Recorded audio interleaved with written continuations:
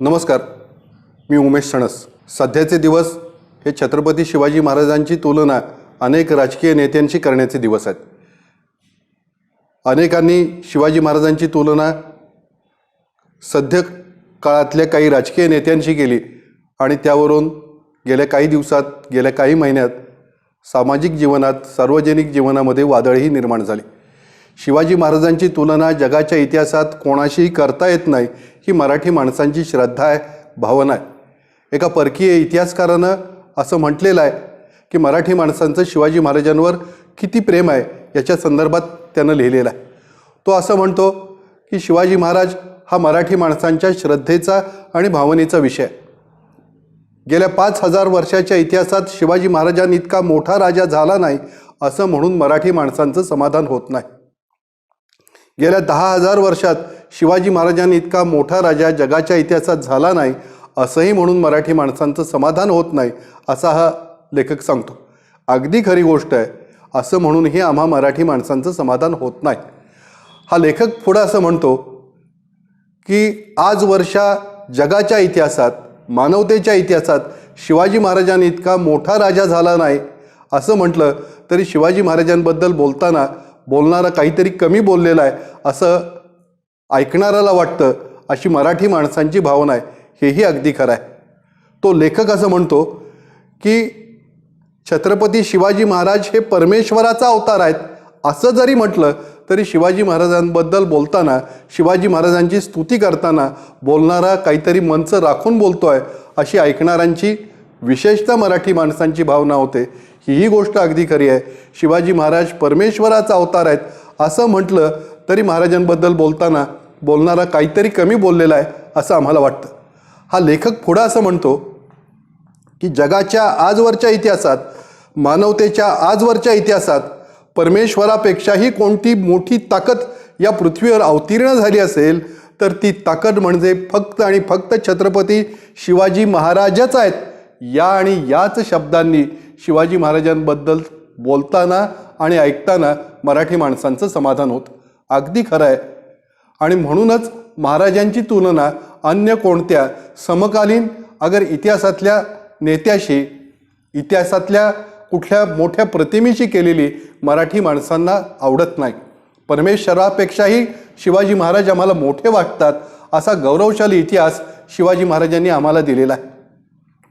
आणि आजवरचा इतिहासाचा अभ्यास करणाऱ्या अनेक अभ्यासकांनी शिवाजी महाराजांची तुलना मोठमोठ्या राजकीय नेत्यांशी, इतिहासातल्या मोठमोठ्या राजकीय विभूतींशी करण्याचा प्रयत्नही केलेला आहे। आणि या प्रयत्नामध्ये, हा प्रयत्न केल्यानंतर त्यांच्या लक्षात असं आलेलं आहे की शिवाजी महाराज हे एक अतुलनीय व्यक्तिमत्व आहे। जगाच्या इतिहासात ज्याची तुलना अन्य कोणाशी करता येत नाही आणि ज्याची तुलना कोणाशी करणं शक्य नाही असा जर कोणता राज्यकर्ता आजवरच्या इतिहासात झाला असेल तर तो राज्यकर्ता म्हणजे फक्त आणि फक्त शिवाजी महाराज आहेत, याच्यावर विश्वास ठेवावा अशा प्रकारची वस्तुस्थिती आहे।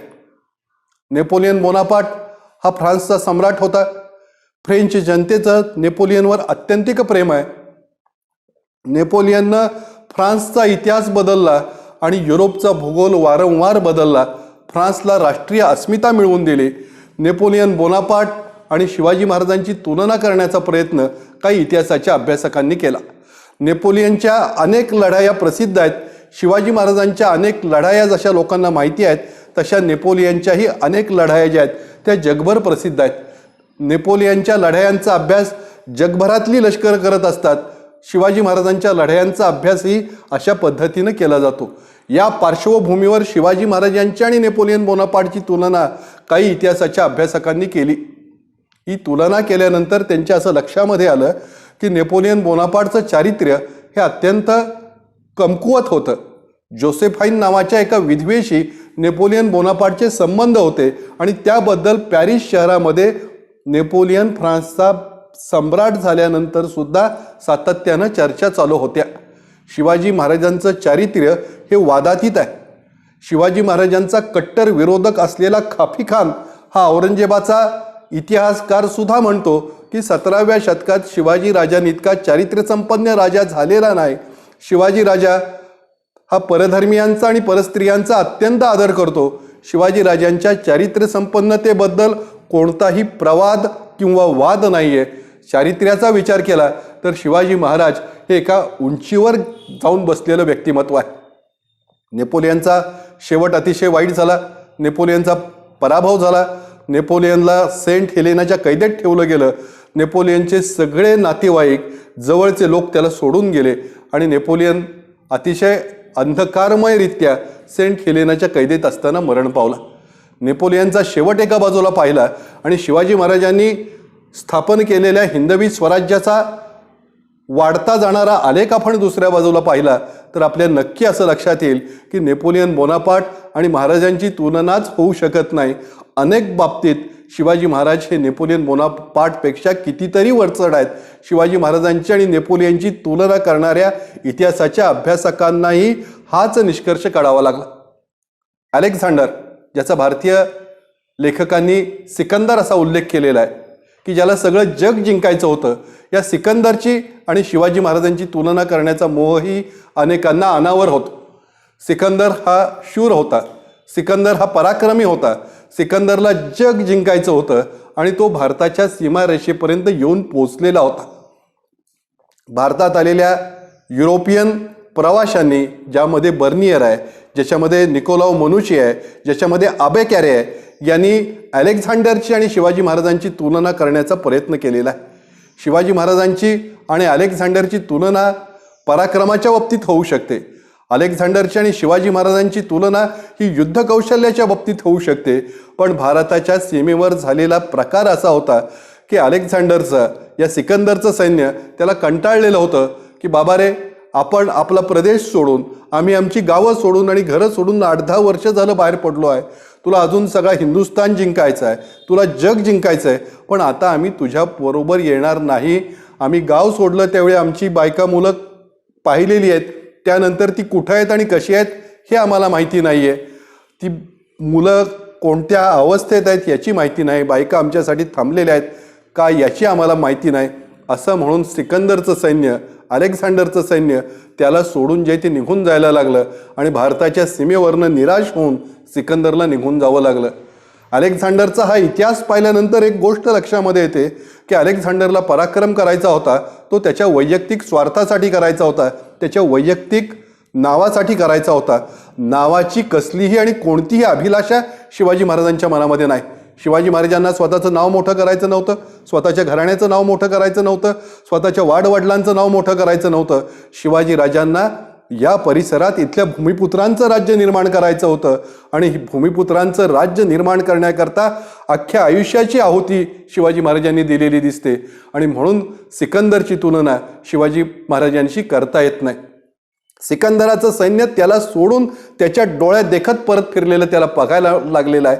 शिवाजी महाराजांच्या बाबतीत असा प्रकार कुठं घडलेला नाही. शिवाजी महाराजांना पन्हाळ्यावरून विशाळगडावर जायचं होतं. शिवाजी महाराजांचा पोशाख घातलेला, शिवाजी महाराजांसारखाच दिसणारा शिवा काशीद जो आहे, तो शिवाजी महाराजांचा पोशाख घालून एका पालखीत बसला आणि ही पालखी सिद्धी जोहरच्या छावणीत गेली. शिवा काशीदाला माहिती होतं की आपण ज्या पालखीत बसलेलो आहे ती पालखी मृत्यूच्या महाद्वाराकडे चाललेली आहे. समोर मृत्यू आहे हे दिसत असताना माणसं शिवाजी महाराजांना सोडायला तयार नव्हती. समोर मृत्यू आहे हे दिसत असताना माणसं बेदारकारपणानं मृत्यूला सामोरी जात होती. माणसांचं हे सामोरं जाणं हे शिवाजी महाराजांच्या प्रती त्यांची असणाऱ्या निष्ठेचं प्रतीक आहे. शिवाजी महाराजांना सोडून त्यांचा सैनिक कधी माघारी फिरला नाही. समोर मृत्यू दिसत असताना मृत्यूला कवटाळणारे सैनिक, समोर मृत्यू दिसत असताना मृत्यूला जवळ करणारे सैनिक, सेनापती शिवाजी महाराजांसोबत सदैव राहिलेले आहेत. आणि त्यामुळं या अलेक्झांडरची तुलना शिवाजी महाराजांशी करता येत नाही असा निष्कर्ष नाईलाजानं नोंदवावा लागतो. ज्युलियस सीझर याची तुलना महाराजांशी करण्याचा मोहही अनेकांना अनावर होतो. सीझरचं वर्णन त्याच्या काळातल्या इतिहासकारांनी केलेलं आहे की तो आला, त्यानं पाहिलं आणि तो जिंकला. शिवाजी महाराजांच्या बाबतीतही हेच वर्णन केलं जातं, तो आला, त्यानं पाहिलं आणि तो जिंकला. अशा प्रकारचा गौरवशाली पराक्रम शिवाजी महाराजांनी नक्की केला. परंतु तरी देखील ज्युलियस सीझरची आणि महाराजांची तुलना करता येत नाही. ज्युलियस सीझरला त्याच्या नावासाठी त्याचं साम्राज्य उभं करायचं होतं. शिवाजी महाराजांना रयतेच्या कल्याणासाठी कल्याणकारी राज्य उभं करायचं होतं. हा महाराजांमधला आणि ज्युलियस सीझरमधला सर्वात मोठा फरक आहे. महाराजांमधला आणि सीझरमधला दुसरा फरक आहे की कटकारस्थान करून सीझरला त्याच्या जवळच्या सहकाऱ्यांनी त्याला मारलेला आहे. शिवाजी महाराजांच्या बाबतीत असा प्रकार घडलेला नाही. छत्रपती शिवाजी महाराजांच्या संपूर्ण आयुष्यात एका व्यक्तीनं त्यांच्या विरुद्ध जी ती फितुरी केली, खंडोजी खोपडे हे त्याचं नाव. दुसरा फितूर महाराजांच्या मृत्यूनंतर ज्यानं रायगडाचे दरवाजे मोगलांना उघडून दिले तो सूर्याजी पिसाळ आहे. अशी एखादं दुसरं उदाहरण सोडलं तर शिवाजी महाराजांच्या बाबतीमध्ये फितुरी कधी झालेली नाही. महाराजांच्या मृत्यूनंतर आणि गेल्या 350-400 वर्षाच्या कालखंडामध्ये महाराष्ट्रातल्या गावागावामध्ये छत्रपती शिवाजी महाराज आणि त्यांच्या इतिहासाच्या प्रेमाचं प्रतीक म्हणून लोकांनी आपल्या मुलाचं नाव शिवाजी, संभाजी, तानाजी, बाजी, येसाजी अशी ठेवलेली आहेत. परंतु महाराजांबद्दल आणि छत्रपतींच्या प्रति निष्ठा न बाळगणारे आणि गद्दारी करणाऱ्या, बेईमानी करणाऱ्या खंडोजी खोपडे आणि सूर्याजी पिसाळ यांच्या नावाबद्दल सुद्धा मराठी माणसांमध्ये आजही नफरत आहे. त्यानंतरच्या काळात कोणाच्या घरात मुलाचं नाव सूर्याजी किंवा खंडोजी क्वचित ठेवलं गेलेलं आहे. इथपर्यंत प्रेम शिवाजी महाराजांच्या मृत्यूनंतर शिवाजी महाराजांवर लोकांनी केलेलं आहे. आणि शिवाजी महाराजांविरुद्ध बंड करणं, शिवाजी महाराजांविरुद्ध काही करणं हे त्यांच्या जवळच्या सहकाऱ्यांनी कधीच केलं नाही. करण्याचा प्रकारही त्यांनी मनात आणलेला नाही.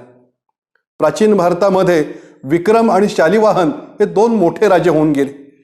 या 2 मोठ्या राजांची आणि शिवाजी महाराजांची तुलना करण्याचा मोह अनेकांना होतो. विक्रमादित्य राजाचं राज्य, त्याचा न्यायनिष्ठुरपणा, जनतेच्या प्रती त्याचं असणारं प्रेम हे लोकांना सदैव आवडतं. शालिवाहन राजाचं राज्य आणि त्याच्या राज्याचा विस्तार याच्याबद्दल बोलत असताना हे 2 राजे आणि छत्रपती शिवाजी महाराज यांच्यात कमालीचं साम्य आहे असं सांगण्याचा मोह प्राचीन भारतीय इतिहासाचा अभ्यास करणाऱ्या काही अभ्यासकांना होतो. शालिवाहन राजाचा राज्याभिषेक झाला, विक्रमादित्य राजाचा राज्याभिषेक झाला आणि त्यांनी आपल्या राज्याभिषेकानंतर स्वतःच्या नावानं शक निर्माण केलं. शिवाजी महाराजांमधला आणि या 2 राज्यकर्त्यांमधला फरक या एकाच प्रसंगातनं आपल्या लक्षामध्ये येईल. विक्रम राजाच्या राज्याभिषेकानंतर विक्रमादित्य राजानं जे शक सुरू केलं त्याचं नाव विक्रमशक. शालिवाहन राजाच्या राज्याभिषेकानंतर जे शक शालिवाहन राजानं सुरू केलं त्याचं नाव आहे शालिवाहन शक. या न्यायानं छत्रपती शिवाजी महाराजांचा राज्याभिषेक 6 जून 1674ला रायगडावर झाल्यानंतर जे शक निर्माण व्हायला होतं त्या शकाचं नाव साहजिकच शिवशक असं असणं गरजेचं होतं. परंतु शिवाजी महाराजांच्या राज्याभिषेकानंतर जे शक शिवाजी महाराजांनी सुरू केलं, जी कालगणना शिवाजी महाराजांनी सुरू केली त्या शकाचं नाव आहे राज्याभिषेक शक. थोडक्यात शिवाजी महाराज हे स्वतःच्या नावाबद्दल सुद्धा कमालीचे निरीच्छ आहेत. महाराजांना प्रसिद्धीची हौस नाही, प्रसिद्धीची आवड नाही आणि स्वतःचं नाव असं कुठल्या वास्तूला, असं कुठल्या शकाला देण्याचा विचारही महाराजांच्या मनात येत नाही. स्वराज्याचे 350 किल्ले शिवाजी महाराजांनी उभे केले. या 350 किल्ल्यांपैकी शिवाजी महाराजांनी एकाही किल्ल्याला स्वतःचं नाव दिलं नाही, स्वतःच्या आईचं नाव दिलं नाही, स्वतःच्या वडिलांचं नाव दिलं नाही, स्वतःच्या घराण्यातल्या कुठल्या महापुरुषांचं नाव दिलेलं नाही. स्वतःच्या नावानं स्वतःचं शक सुरू करणारा विक्रमादित्य राजा आणि शालिवाहन राजा यांची स्वतःच्या नावाबद्दल असणारी आसक्ती आणि स्वतःच्या नावाबद्दल कमालीचे निरीच्छ असणारे शिवाजी महाराज यातला फरक हा देखील आपण समजावून घेतला पाहिजे. काही धर्मनिरपेक्ष इतिहासाच्या अभ्यासकांना शिवाजी महाराजांची आणि अकबराची तुलना करण्याचा मोह अनावर होतो.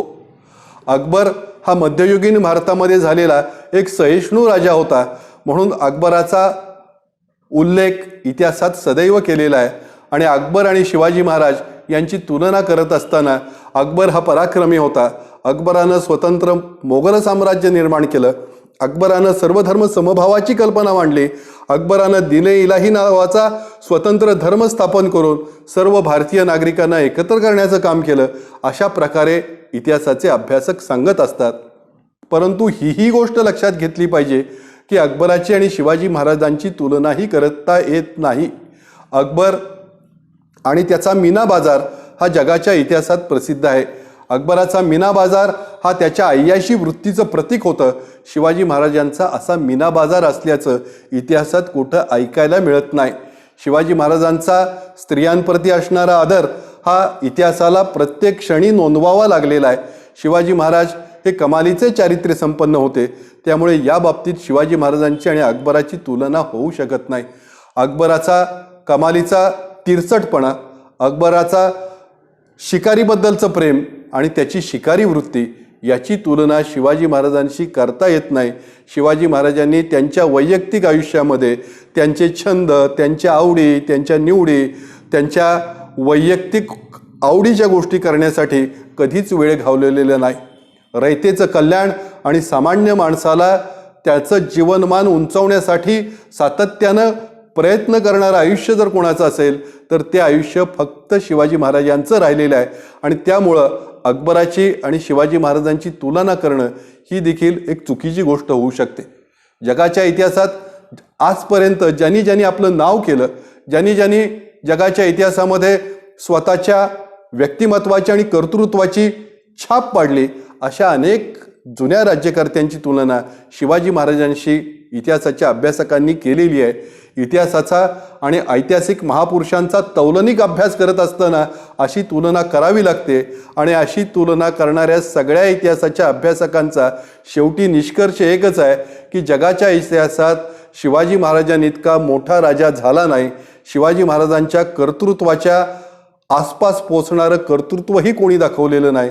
शिवाजी महाराजांचं धवल चारित्र्य, शिवाजी महाराजांची कामसू वृत्ती, शिवाजी महाराजांचं संपूर्ण सामान्य माणसाच्या कल्याणासाठी व्यतीत केलेलं आयुष्य, शिवाजी महाराजांचं संघर्षमय जीवन याची तुलना जगाच्या इतिहासातल्या कुठल्याही राज्यकर्त्याशी करता येत नाही. आणि आम्हा मराठी माणसांना तर शिवाजी महाराज हे परमेश्वरापेक्षाही मोठे वाटतात. हे 350 वर्ष जे आहेत ते महाराज आम्हाला परमेश्वरापेक्षाही मोठे वाटत आलेले आहेत. आणि म्हणून हे आजही जय भवानी जय शिवाजी म्हटल्यानंतर आमच्या अंगावर रोमांच उभे राहतात. आणि म्हणूनच शिवाजी महाराजांची तुलना अन्य कोणाशी केलेली आम्हाला आवडत नाही. धन्यवाद.